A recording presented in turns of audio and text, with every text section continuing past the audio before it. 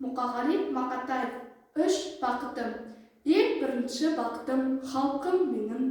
Соға берем ойымның алтын кенін. Ол бар болса мен бармын, қор болмаймын. Қымбатырақ алтыннан нарқым менің. Ал екінші бақытым тілім менің. Тас жүректі тіліммен тілім дедім.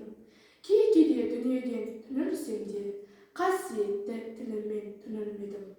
Бақытым бар үшінші отан деген, Құдай деген кім десе отан дерем. Оты сөнген жалғанда жанбарсың ба?